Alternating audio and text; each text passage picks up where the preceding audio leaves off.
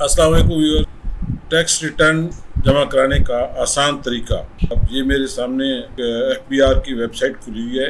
इसके स्क्रॉल करके थोड़ा सा नीचे जाएं, यहाँ पे इनकम टैक्स लाइन इसको क्लिक करेंगे। यहाँ पे एक नई विजिट खुल जाएगी। इसके ऊपर आपको अभी नज़र आ जाएगा रजिस्ट्रेशन नंबर लिखा हुआ है और इसके अलावा नीचे पासवर्ड लिखा हुआ है। तो रजिस्ट्रेशन नंबर में आपने अपना CNIC डालना है। जैसे कि मैं एक CNIC एंटर कर रहा हूँ यहाँ पे। इस तरीके से पासवर्ड, अगर आप पहले से रजिस्टर्ड हैं तो पासवर्ड डाल देंगे। अगर आप रजिस्टर्ड नहीं हैं तो फिर जो है लॉगिन से पहले अपने आप को यहाँ पे रजिस्टर करना पड़ेगा। उसका तरीका एक और वीडियो में बताया गया है। अभी हम इस वीडियो में ये बताएंगे कि जो लोग पहले से रजिस्टर्ड हैं तो वो किस तरीके से अपना टैक्स रिटर्न जमा करा सकते हैं। यहाँ पे ऊपर CNIC के बाद उस जो पासवर्ड है वो यहाँ पे इंटर किया जाएगा। अभी ये मैं पासवर्ड इंटर कर रहा हूँ और उसके बाद आप इसका एंटर यहाँ पे लॉगिन पे क्लिक करेंगे। ये आपके सामने जो है एक विजिट खुल गई है। इस डेस्कटॉप के ऊपर आप नज़र आ रहे हैं, यहाँ पे लिखा हुआ है इनकम टैक्स रिटर्न। यहाँ पे मैनेज योर प्रोफाइल, यहाँ पे दीगर मालूमात दी गई हैं और ये सेल टैक्स है और यहाँ पे जो है आप अपना सेल टैक्स रिटर्न जमा करा सकते हैं। आज आपको इस वीडियो में हम इनकम टैक्स रिटर्न के बारे में बताएंगे। यहाँ पे क्लिक करेंगे आप। क्लिक करने के बाद एक छोटी सी विंडो ओपन होगी। इसके अंदर आपको ये बता रहा है कि आपने जो टैक्स रिटर्न जमा कराना है किस साल का जमा कराना है। अब चूँकि 2023 का जमा कराना है तो आप यहाँ पे 2023 लिख देंगे और इसको क्लिक करेंगे। ये देखिए नीचे जो है ना 1 जुलाई 2022 से लेकर 30 जून 2023 तक का पीरियड आ गया है। और अगर आपने किसी और पीरियड का करना है, मतलब पिछले साल का भी करना है आपने, तो 2022 लिखेंगे तो वो जो है पीरियड सामने आ जाएगा। ये देखें आपके सामने वो पीरियड सामने आ जाएगा। हम अभी चलते हैं 2023 के नए माली साल का जो टैक्स है ये जो ख़त्म हो चुका है इसका जमा कराने का, जिसका अभी ड्यू है। तो 2023 पे जाएंगे। 2023 पे क्लिक करने के बाद ये हमारे पास एक नई विजिट खुल जाएगी। यहाँ पे चूँकि ये पहले थोड़ा सा मैंने काम किया हुआ है तो इस पर एक और बताता चलूँ कि अगर आपने काम किया हुआ है, आपने पहले से सेव किया हुआ है, तो आप यहाँ पे ड्राफ्ट में जब आएंगे तो यहाँ पे जो है वो आपको दिखा रहा होगा IT डिक्लेरेशन 1 या 2 जो भी है। तो यहाँ पे क्लिक करेंगे तो आपका जो सेव शुदा यहाँ पे टैक्स रिटर्न है वो आ जाएगा। और यहाँ पे इस जगह पे यहाँ पे क्लिक करेंगे, ये जो पेंसिल बनी हुई है तो ये आपके पास वो पुराने वाला डेटा खुल जाएगा। ये भी देखें, ये विंडो जो है मैंने क्लिक किया है, ये खुल रही है, ये आपके सामने आ चुका है। यहाँ पे आपने जो इनकम टैक्स है आपकी बेसिक पे से जो है वो अपने जमा करानी है। जैसे ये आपके सामने लिखा हुआ है, यहाँ पे जमा कराएंगे आप 5,35,320 पूरे साल की, यानी कि जो आपकी बेसिक पे है यहाँ पे आप जमा करेंगे। इसको आप देखने के बाद आप टैब दबाएंगे। टैब के बाद ऑटोमेटिकली ये नीचे वाले में चले जाएगा। यहाँ पे आपके जो टोटल अलाउंसेज हैं यानी बेसिक पे के अलावा जो अदर अलाउंसेज आपके वो आप जमा करा और उसके बाद आप टैब दबाएंगे। अगर उसके बाद आपका कोई और प्रॉफिट वगैरह या कोई वैल्यू एक्विजिशन वगैरह है तो ठीक है, अदरवाइज आप कैलकुलेशन पे चले जाएंगे। यहाँ पे क्लिक करेंगे, ये आपका ऑटोमेटिकली ये वाले कॉलम जो है ये फिल कर देगा और यहाँ पे जो है आपकी टोटलिंग आ जाएगी। अब उसके बाद ये सैलरी का मरला तमाम हुआ। नेक्स्ट प्रॉपर्टी पे जाते हैं। यहाँ पे जो है आपकी प्रॉपर्टी रिसीट्स और रिडक्शन के हवाले से है, ये एक विजिट खुल रही है। इसमें बहुत सारे कॉलम्स हैं। यहाँ पे मैं बताता चलूँ कि ये वो उन लोगों के लिए है जिनका प्रॉपर्टी चाहे वो इनहेरिटेंस में है, उन्होंने ख़रीदी हुई है, उस पर जो है काश्तकारी करते हैं या गुजारे रखे हुए हैं। तो आमतौर पे सैलरीड पर्सन का इसके साथ कोई ताल्लुक नहीं होता, क्योंकि उनको तो ये काम खुद करने नहीं होते। अगर उनके बावजदाद या बहन भाई कर रहे हैं तो उनकी अपनी आमदनी होती है, वो अपने टैक्स रिटर्न में जमा कराएंगे। हाँ, अगर आपको कोई उसमें से हिस्सा मिलता है तो वो आप ज़रूर यहाँ पे लिख सकते हैं कि मुझे ये आमदन जो है।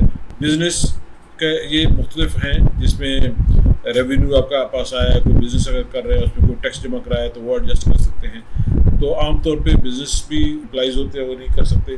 कैपिटल एसेट्स भी, long term assets, short term assets से अगर आपको कोई आपने गेन किया है, लॉस किया है, फ़र्ज़ करते हैं कि आपने कोई प्रॉपर्टी ख़रीदी हुई थी वो आपने सेल किया है तो उससे जो पहले आपका वैल्यू थी उससे कोई आपको नुकसान हुआ है तो वो आप शामिल कर सकते हैं। कोई आपने अगर नई प्लॉट वगैरह ख़रीदा है तो वो आप उसको यहाँ पे ऐड कर सकते हैं। ये जो अदर रिसोर्सेज है इसके अंदर आप अपनी दीगर चीज़ें लिख सकते हैं। मसलन ये अभी आपके सामने मैंने खोला है, यहाँ पे मैंने डाला है 1,98,000। ये इनकी कोई 2 मकान हैं जो कि किराए पे लगी हुई है, जिनमें सालाना जो उनको आमदन है वो इतनी हो रही है, और चूँकि 2 लाख तक जो है ना वो छूट होती है तो वो मैंने एग्जाम्प्ट में लगा दिया, तो एक क्लास से इस पे ऊपर से टैक्स वगैरह या इनकम टैक्स वगैरह नहीं लगेगा। तो ये इसकी जो है यहाँ पे वैल्यू डाली है। यहाँ पे टैब लगाने के बाद यहाँ पे भी वैल्यू वही डाल दी कि ये इतना है, 2 लाख तक जो है ना वो इनकम छूट है। अगर यहाँ पे 2,25,000 या 3,20,000 होता तो हम यहाँ पे 2 लाख लिखते। चूँकि ये 2 लाख से कम है तो जितनी आमदन है वो तमाम की तमाम जो है एग्जेम्प्टेड है। तो उसके बाद यहाँ पे आप करेंगे और कैलकुलेशन में यहाँ पे क्लिक करेंगे तो ये जो है ऑटोमेटिकली ये आप फिलिंग कर देगा। मैं दोबारा इसके सामने आपके सामने कर रहा हूँ।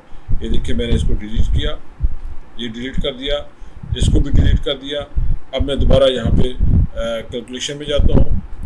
आप देखिए कि ये सारे ज़ीरो हो जाएंगे, ये ज़ीरो हो गए। अब दोबारा मैं वही अमाउंट डालूँगा यहाँ पे, देखिएगा 1,98,000 था, ये टैब डालूँगा, ये फिर दोबारा 1,98,000 और ये दोबारा टैब लगाया और अब कैलकुलेट में जाऊँगा। ऑटोमेटिकली वो कैलकुलेशन करके यहाँ पे आपके सामने आ जाएगी, आपके सामने आ गई। याद रखिएगा क्योंकि आमतौर पे हम लोड शेडिंग का शिकार हो जाते हैं तो इसलिए साथ साथ जो है ना अपना डेटा सेव करते जाइएगा। ये दोबारा मैं सेव कर रहा हूँ, यहाँ पे लिखा हुआ आ गया चेंज सेव्ड सक्सेसफुली। अब आगे चलते हैं। यहाँ पे फॉरेन एग्रीकल्चर के हवाले से कोई इनकम है क्योंकि इससे हमारा कोई ताल्लुक नहीं होता है तो इसको भी हम बंद कर देंगे। फिर यहाँ पे एक बड़ी अहम चीज़ आ गई है, वो है टैक्स चार्जेबल पेमेंट्स वगैरह। तो यहाँ पे जो टोटल डिडक्शन हुई है, जो टैक्स हमने दिया है और जो देना है और उसके एडजस्टमेंट के हवाले से है, यहाँ पे ये चार्जेबल टैक्स है। इस पे जाए अगर तो यहाँ पे आपको एक विजिट खुलेगी जिसमें ये कहता है income tax on working capital. अब ये जो है ये आमतौर पे सैलरी पर्सन साथ इससे कोई ताल्लुक नहीं होता। नीचे जाएंगे, यहाँ पे टैक्स रिडक्शन है।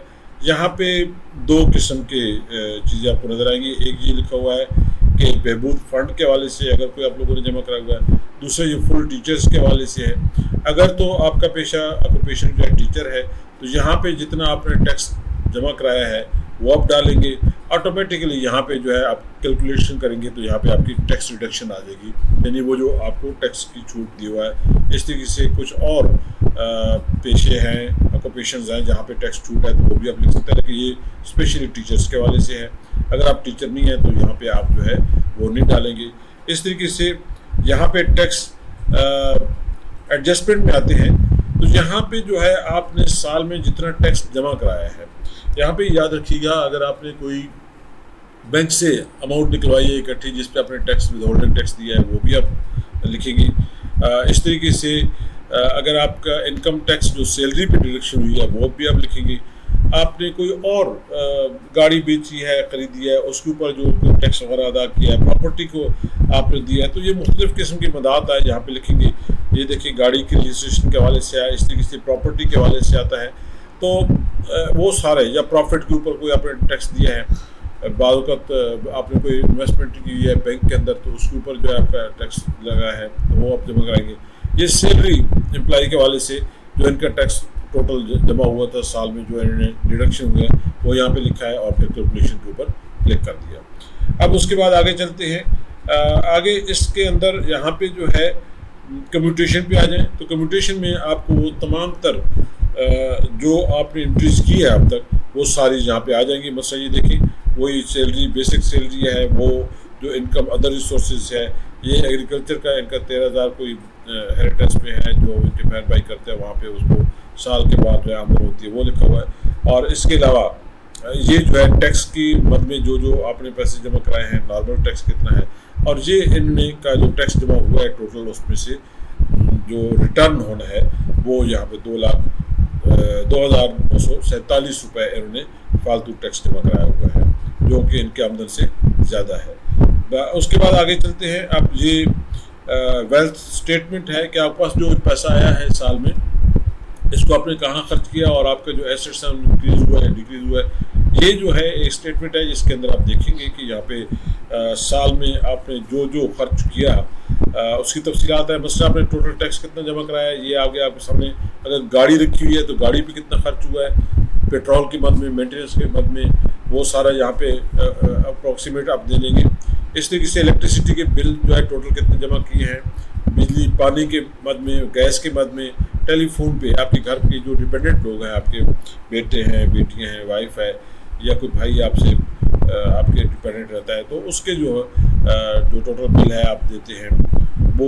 इस तरीके से मेडिकल पे जितना खर्च हुआ है, एजुकेशन, बच्चों के एजुकेशन पे कितना खर्च किया है, और उसके बाद आपका जो बाकी जो खर्चा है जिसमें बेशुमार अशिया आती हैं, कुछ जैसे जूते खरीदे हैं, घर का बाकी खाने पीने का सामान है, कोई कपड़े खरीदे हैं, कोई शादी ब्याह पे गए, कोई फंक्शन पे खर्च हुए हैं, जो भी आपका पैसा खर्च हुआ है, तो ये जो है आपके तमाम तर अखराजात। अब ये सारा जो आपने दे दिया है इसकी कैलकुलेशन जो है ये ऊपर आपको नज़र आ रही है कि टोटल जो है आपने साल के अंदर 8,73,916 रुपये खर्च किए हैं। अब देखना ये है कि आपके इस पैसे का इजाफा हुआ है, जो आपकी टोटल आमदन है उससे बढ़ गया है, कम हुआ है, और उसके बाद ये भी देखना है कि पहले आपके अखराजात क्या थे, आपके पास एसेट्स क्या थे, क्या गाड़ी थी, कोई प्लाट थी, वो सारी इंदराज यहाँ पे आप करेंगे। और अगर कोई आपने बॉन्ड्स वगैरह खरीदे हुए हैं या कोई अपनी प्रॉपर्टी प्लाट वगैरह खरीदी, जैसे आप देखिए ये एक प्लाट है इनका, इसकी कीमत यहाँ पे लिखी हुई है। इस तरीके से एक और प्लाट है जिसकी कीमत यहाँ पे लिखी है। ये जो है बॉन्ड्स ये खरीदी हुई है उन्होंने, और उनका है ये दोनों, ये देखिए ये कोई 750 के 200 बॉन्ड है इनके, उनकी कीमत लिखी हुई है। इस तरीके से ये इनके पास कैश है 30 जून 2023 को, जो कैश इनके बैंक अकाउंट में था, चाहे एक बैंक का अकाउंट है, चाहे 2 है या 3 है, सबके अकाउंट्स मिला के जो है वो यहाँ पे टोटल कैश लिखेंगे। तो ये आपके पास टोटल जो है ना आमदन हो गई है। और उसके बाद जो आपने अगर कोई कर्जा लिया है तो यहाँ पे लाइबिलिटीज़ की शेप में लिखेंगे, और कि मैंने कर्जा लिया है। अगर पर्सनल लोन किसी से लिया है तो लोन लिया उसका इंदराज करेंगे, उसका CNIC नंबर, और अगर आपने किसी बैंक से लिया हुआ है या किसी कंपनी से लिया हुआ है तो उसका जिक्र यहाँ पे करेंगे, और जो अमाउंट आपने ली है लोन के तौर पे वो भी यहाँ पे जिक्र करेंगे। और उसके बाद कैलकुलेटर पे आप क्लिक करेंगे तो आपकी सारी कैलकुलेशन सामने आ जाएगी।